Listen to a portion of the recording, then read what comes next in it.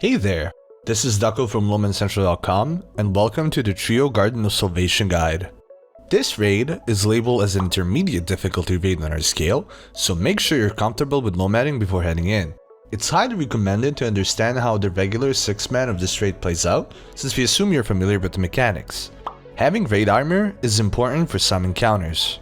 Weapons, exotic armor, and builds for every class and role are detailed in the dim loadouts provided in the video description. This makes it so this guide can be updated with up-to-date metas without having to remake the entire guide. This guide is best experienced by using guides on our site, since you'll be able to see the 3D model of the map while listening to it. Make sure to subscribe and like the video, since we'll be dropping guides for all Lowmans in the game, so you'll never miss them. Without further ado, let's get started with the first encounter.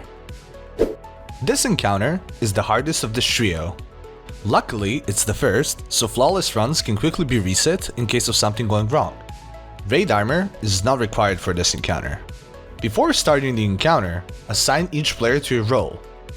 Player 1, spit pickup in the first room. Player 2, spit pickup in the second room. And Player 3, spit pickup in the third room.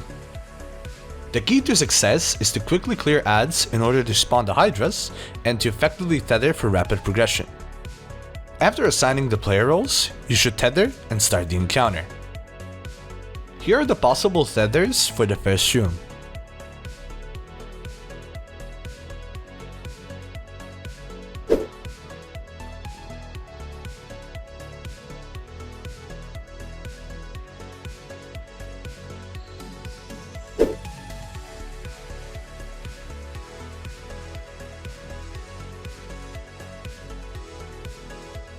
After tethering and starting the encounter, player 1 will stay in the main room in order to pick up the first spit.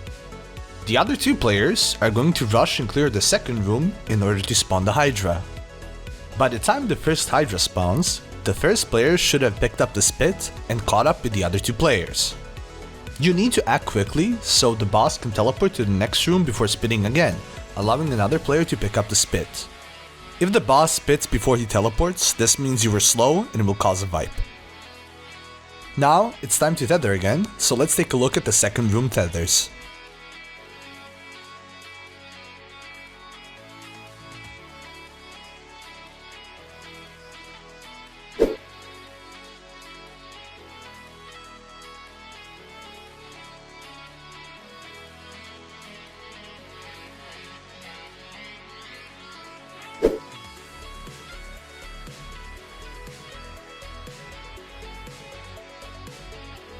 After the boss teleports, player 2 will stay to pick up the spit.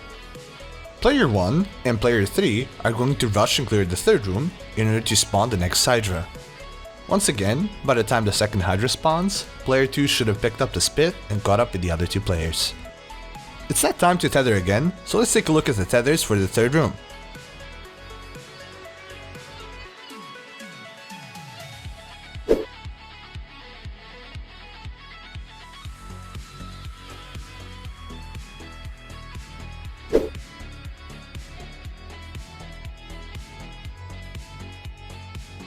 After the boss teleports, player 3 will stay back to pick up the spit.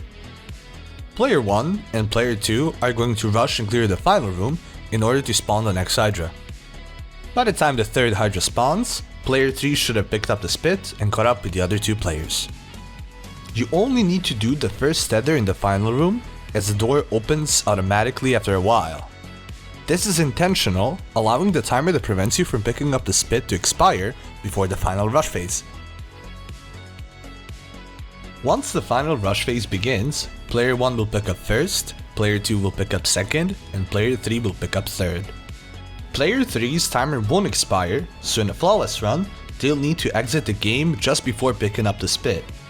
This is easiest on PC because you can jump above the spit, press Alt F4, and the spit will be picked up on the server side without causing a death. If you're on console, it's generally best for the fireteam leader to kick player 3 once they start falling. However, this requires good communication. Unfortunately, this is the only way it can be done, and player 3 won't receive the in-game triumph for completing the trio flawless. However, the run will still be recognized as a trio flawless on websites like Lowman Central, Raid Hub, or Raid Report. After wrapping this up, you can proceed to the second encounter. Similar to the first encounter, the second one also requires you to move quickly and work well as a team. Raid armor is not required for this encounter.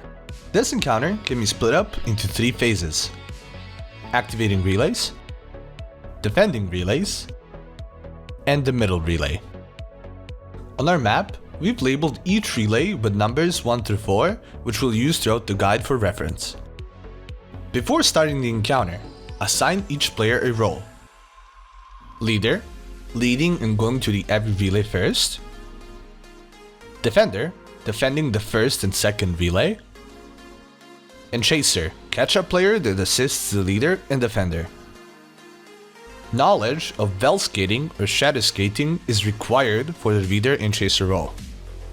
Since we've gone over the roles now, let's take a look at the first phase, activating relays. Once the encounter begins, leader will skate over to the second relay and start clearing adds, champions, and kill the angelic that spawns. While this is happening, defender and chaser will tether at the first relay, and the chaser will leave to catch up with the leader. Once the chaser catches up and everything is dead, leader and chaser will tether at the second relay. After tethering, the first subside will happen, and the leader will skate over to the third relay to do the same thing as last time. At the same time, the defender will use the recently opened portal to go back to the second relay, while they'll tether with the chaser. After the tether, the defender will head back to the first relay, and the chaser will catch up with the leader. Since there are adds on the first and second relay, the defender will use the portal to go between these sides in order to clear adds and prevent sacrifices. Once everything is dead at the third relay, leader and chaser will tether and the second subside will start. The leader will start heading over to the fourth relay, while the chaser and defender head to the second relay to tether in order to get the buff again. Defender will still clear adds between the first and the second relay, and chaser will head over to the third relay to completely clear it out of adds. Once everything is dead, chaser will catch up with the leader and finally tether on the fourth relay. All portals will become active, and this marks the end of the activating relays phase.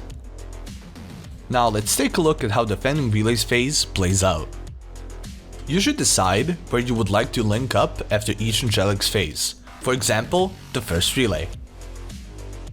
Every player will be defending the following relays. Leader will defend the fourth relay.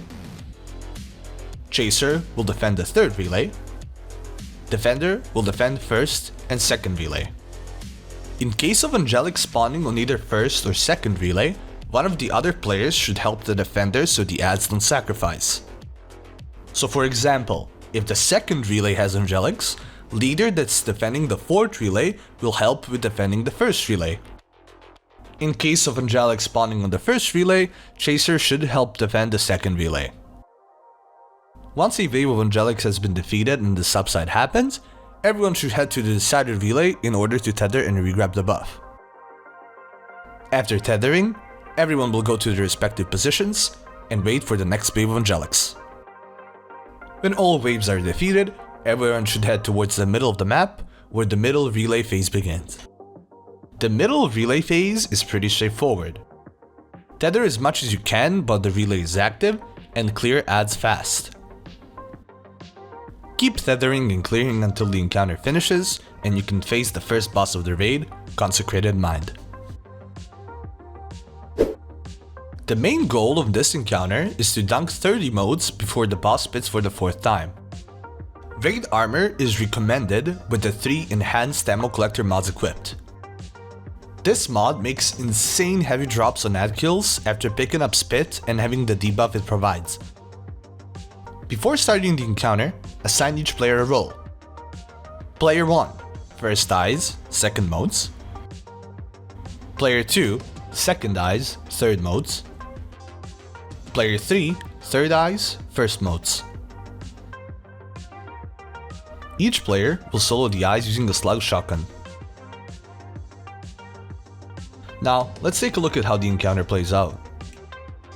When the encounter begins, player 1 will follow the boss to grab the first spit, and player 3 will pick up the first 10 motes and go to the relay to dunk them. Since player 3 will be coming back to do the third eyes, they'll need to move fast, so running an eager edge sword is a good idea. Once player 3 arrives and dunks the motes, they should focus on making a couple of special ammo bricks. This is done because everyone will be on slugs to take care of the eyes, but they might not use them for DPS. Once player 3 is done dunking, player 1 will collect 10 motes and head to the relay to dunk them. Player 3 will now start heading back to mid, and player 2 will do the eyes. After the eyes, player 2 will pick up 10 motes and leave for the relay. If player 2 was fast enough, player 3 won't need to pick up the spit and they can head to relay to do damage. In case the player 2 was slow, player 3 will pick up the spit and head to the relay for the damage phase. Now, all 30 motes have been dunked, so let's take a look at how damage plays out. Up-to-date damage loadouts for each class are in the description. However, let's take a look at some damage loadouts which were commonly used in this trio. Player 3, who was an eager edge, should run Tractor Cannon and 2 double slug shotguns. The other 2 players should run Izanagi's Burden and Rockets. This damage setup will land you an easy one phase. An alternative is to run Divinity and 2 Linears, which should be a comfortable 2 phase. Also, make sure not to use supers like Vortex Nova Bomb or Galahorn on this boss, because it will make the boss move in an unpredictable pattern. Once you wrap this boss up, you can head to the final boss of this raid, Sanctified Mind. Raid armor is crucial for this encounter, and you'll need to run 4 or 5 enhanced Relay Defender mods. This mod will buff your damage when you're next to an active relay, and it stacks with buffs and debuffs. The goal of this encounter is to dunk 30 motes in each corresponding relay and kill the boss.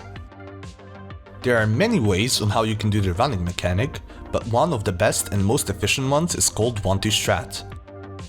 1-2 refers to a rotation of players going into the portals. You don't have to bother with building back the arena, but you can do it if you want to.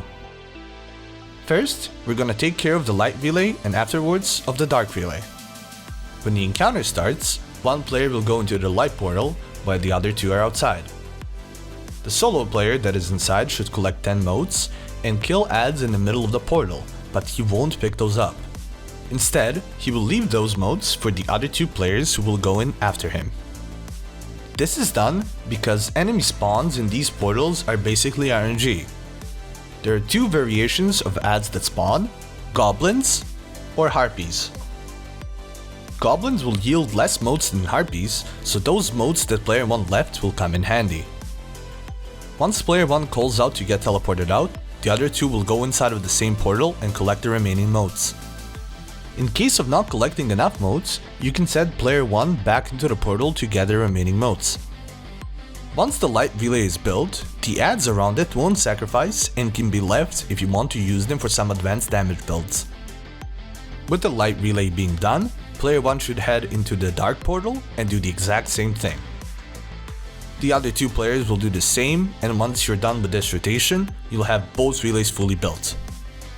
Once the boss shows which color needs to be tethered, you will tether and go to the opposite relay. So for example, if you need to do the light tether, after tethering, you'll go over to the dark relay and do damage. This is done because we want to take advantage of the enhanced relay defender mod we went over earlier, which only works when you're close to an active relay. Up-to-date damage loadouts for each class are in the description. However, let's take a look at some damage loadouts which are commonly used in this trio. It's highly recommended to have 1 deadfall tether to debuff the boss. Envious Assassin grenade launchers come in handy in this encounter. You can pair them up with Izanagi's Burden if you want to run bait and switch, or you can run Surrounded on them if you left some adds alive earlier in the phase. In case of not one phasing, just repeat the same 1-2 rotation until the boss is dead. And that should be it. Make sure to like and subscribe, since that helps us a lot. You can also support the project by subscribing to Lowman Central Pro on our site, and you'll get awesome benefits in return. Thank you for watching, and I'll see you in the next one.